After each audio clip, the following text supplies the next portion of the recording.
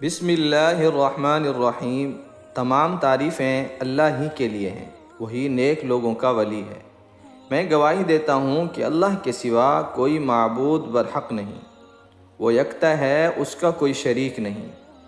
اور میں یہ بھی گواہی دیتا ہوں کہ ہمارے پیارے نبی حضرت محمد صلی اللہ علیہ وسلم اللہ کے بندے اور اس کے رسول ہیں۔ یا اللہ ان پر اور ان کی آل پر اور تمام صحابہ کرام رضی اللہ تعالی عنہم اجمعین پر رحمتیں اور سلامتی نازل فرما۔ السلام علیکم میرے وظائف آفیشل کے دوستوں، بھائیوں اور بہنوں۔ میں دعا گو ہوں اللہ پاک آپ سب کی پریشانیوں کو، مشکلات کو، بیماریوں کو دور فرمائے۔ میرے وظائف آفیشل کے بھائیوں اور بہنوں، آج کی ویڈیو بہت ہی خاص اور اہم ہے۔ آپ تمام سے گزارش ہے ویڈیو کو مکمل دیکھیں اور جو 3 کام اس ویڈیو میں آپ سے بیان کیے جائیں ان کو لازمی کرنا ہے۔ میرے بھائیوں، رمضان المبارک کے بعد سال کے جو افضل ترین دن ہیں وہ ذی الحجہ کے پہلے 10 دن ہیں۔ امام ابن تیمیہ رحمۃ اللہ علیہ فرماتے ہیں کہ رمضان المبارک میں رمضان کی آخری راتیں افضل ہیں، کیونکہ ان میں برکتوں والی، رحمتوں والی رات لیلۃ القدر ہے، اور سارے دنوں میں سب سے بہترین دن وہ ذی الحجہ کے 10 دن ہیں۔ حدیث پاک میں آتا ہے اس 10 دنوں میں کیا ہوا عمل تمام دنوں سے افضل ہے۔ صحابی رضی اللہ عنہ نے سوال کیا کہ اللہ کے رسول صلی اللہ علیہ وسلم جہاد بھی؟ فرمایا ہاں، اگر کوئی جہاد بھی کرے تو اس سے بھی افضل ہے۔ ہاں، اگر کوئی اپنا مال لے کر جائے اور اپنا مال بھی، اپنی جان بھی لوٹا دے تو ہاں وہ افضل ہو سکتا ہے۔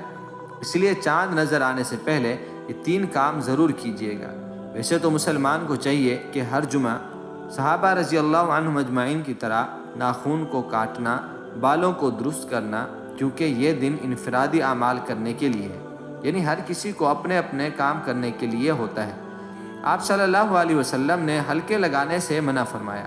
ترمذی، ابن ماجہ، نسائی، ان احادیث کی کتابوں میں ملتا ہے کہ حضور صلی اللہ علیہ وسلم نے جمعے سے پہلے حلقے لگانے سے منع کر دیا، حالانکہ حلقے لگا کر دین ہی سیکھنا ہوتا ہے، کیونکہ یہ انفرادی اعمال کا دن ہے۔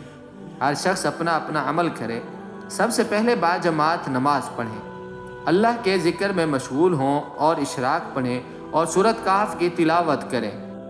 8 دن روشنی مل جاتی ہے، اللہ گناہوں کو معاف کرتے ہیں۔ غسل کریں، دعا کریں، وقت پر جمعے کی نماز پڑھیں۔ ان سب اعمال کی اللہ کے نبی صلی اللہ علیہ وسلم نے ترغیب دلائی ہے۔ تو دوستو، چاند نظر آنے والا ہے انشاءاللہ ذی الحجہ کا، تو جن کو اللہ نے توفیق دی ہے قربانی کرنے کی، تو ان کو چاہیے کہ وہ اپنے ناخن اور بال کٹوا لیں، اور جو ہی چاند نظر آئے تو دعا تو پڑھنی ہی چاہیے، لیکن ساتھ ہی تکبیریں بھی پڑھنی چاہیے، اللہ کی کبریائی کو بیان کرنا چاہیے۔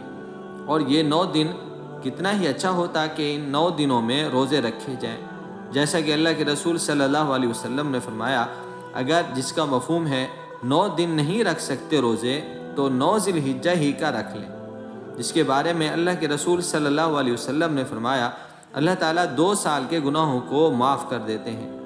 اللہ ہمیں بھی توفیق عطا فرمائے، آمین۔ پیارے بھائیوں، یہاں پر بہت ہی ایک اہم بات آپ کو بتاتا چلوں کہ اگر آپ پر قربانی فرض ہے، آپ صاحب نصاب ہیں، اگر کوئی بھی آپ کو یہ کہہ دے کہ ان پیسوں سے کسی کی شادی کرا دیں، ثواب کا کام ہے، یا کسی مستحق ہی کو یہ رقم دے دیں، تو آپ ہرگز اس طرح نہیں کر سکتے۔ میرے پیارے نبی صلی اللہ علیہ وسلم کا فرمان عالی شان ہے، جس کا مفہوم ہے کہ جس شخص پر قربانی واجب ہو اور وہ قربانی نہ کرے تو وہ ہماری عیدگاہ کے قریب مت آئے، یعنی عید نماز بھی پڑھنے نہ آئے۔ آقا صلی اللہ علیہ وسلم نے فرمایا، مفہوم ہے کہ اگر کسی گھر میں 10 بندے ہیں، اگر طاقت ہو تو سب کریں، ورنہ سب کی طرف سے ایک ہی کر لیں۔ دوستو، اور غریب مسکین لوگوں کا خوب خیال رکھنا ہے، جو پورا سال گوشت نہیں کھا سکتے، نہیں لے سکتے، تو آپ نے ان کا بہت زیادہ خیال کرنا ہے، تاکہ جس کا حق ہے اس کو چیز مل جائے، تاکہ اللہ اور اس کا رسول صلی اللہ علیہ وسلم بھی آپ کی قربانی سے خوش ہو جائیں۔ صدقہ جاریہ سمجھ کے اس ویڈیو کو زیادہ سے زیادہ شیئر کریں تاکہ یہ باتیں سب کو معلوم ہو جائیں۔ اگر آپ ہماری خاص دعاؤں میں شامل ہونا چاہتے ہیں تو وظائف آفیشل چینل کو سبسکرائب بھی کریں، ساتھ ہی گھنٹی کے بٹن کو بھی کلک کر دیں تاکہ روزانہ کی اچھی ویڈیو اسلامی معلومات آپ کو ملتی رہیں، اور کمنٹس میں اپنا نام ضرور لکھیں، انشاءاللہ ہم آپ کو اپنی خاص دعاؤں میں شامل کریں گے۔ اللہ ہم سب کا حامی و ناصر ہو۔ السلام علیکم ورحمۃ اللہ وبرکاتہ۔